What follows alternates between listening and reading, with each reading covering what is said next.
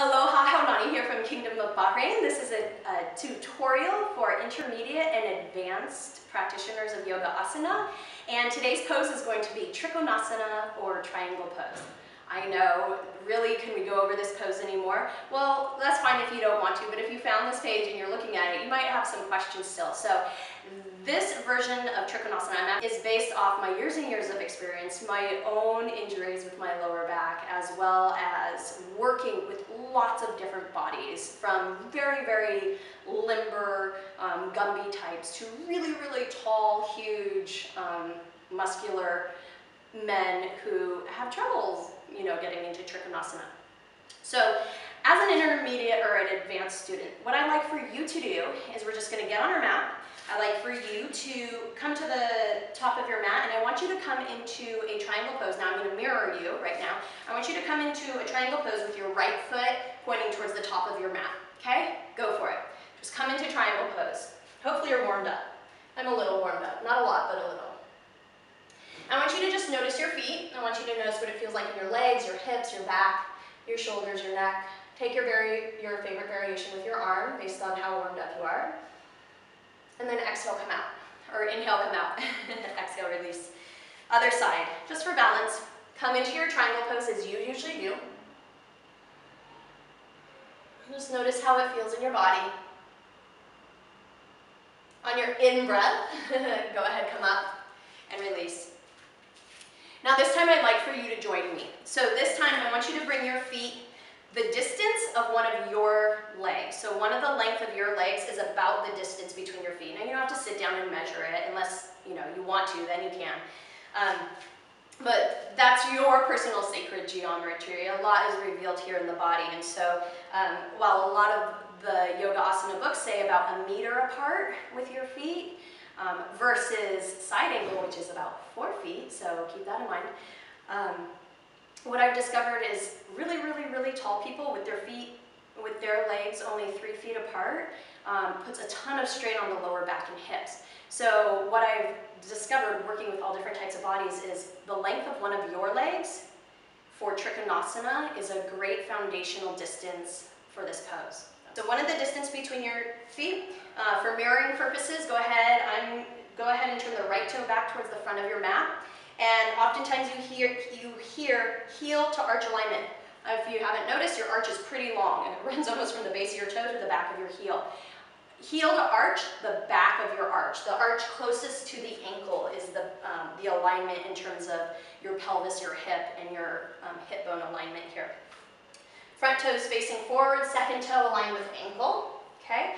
Back foot, that pinky edge of your foot is slightly at an angle, about a 30-degree angle from the back of your mat, so your toes are pointing towards your belly button. Now from here, a lot of people, you hear the cue, reach forward in Trikonasana. Great, that's fine.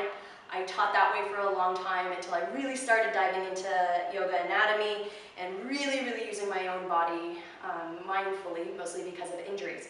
Here's the thing, I want you to spread the toes, I want you to make your legs straight and strong. Rather than just reach forward, what I want you to do is press your hip, your left hip, towards the back of your mat.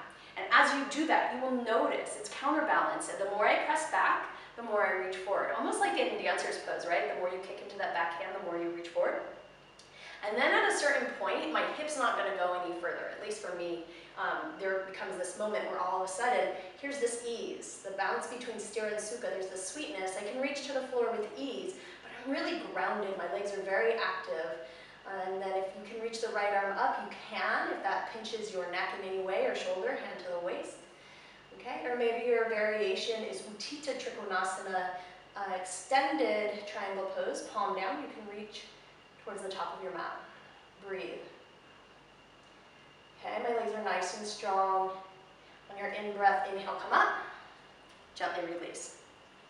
When I share this pose with teachers or people who've been practicing for a long time, what they say, I get a lot of comments, but one is, whoa, what's that? Meaning, oh, I've discovered a new muscle, typically somewhere in the hip, outer hip area.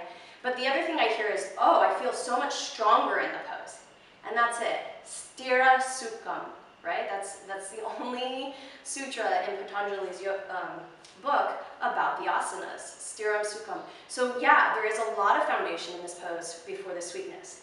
Just go ahead and pivot your feet, make that heel arch, back of the arch alignment, spread the toes, nice strong legs, and rather than reach forward, again, think press the hip back. As you press the hip back, it's not rotating down, it's just pressing straight back, putting a lot of weight in that back foot, that grounding, anchoring.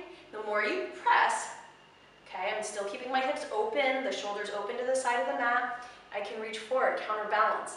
And then from there, there's this ease, okay? And then again, finding that balancing effort with your neck, effort and ease, with your shoulder, with your arm variation, breathe. Core is nice and strong. Nice big in-breath brings you back up, and gently release. Now you can hold that pose as long as you want. For tutorial reasons, I just wanted to show you. Now, it probably felt very different, maybe not, and that's great too if it didn't feel different. I'm not saying this is the perfect way. I'm not saying that this is the only way. This is another way of getting into Trikonasana, but in this variation, what I find is that it feels more grounded, it feels safer through the back and the hips, and more importantly, it builds the strength in those teeny tiny synergistic muscles, as well as stretching some of those deeper muscles that I don't feel in the other variations of triangle.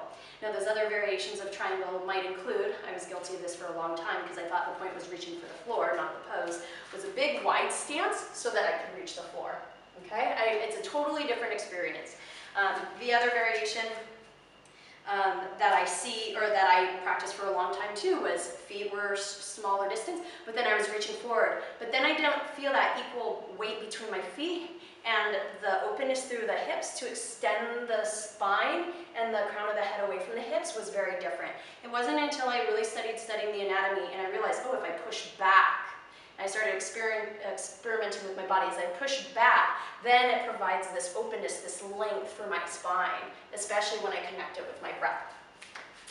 So there's my tutorial, Trikonasana for intermediate advanced. Enjoy, explore, play. I'd love to hear your comments. And I look forward to sharing something with you next week. Aloha and namaste.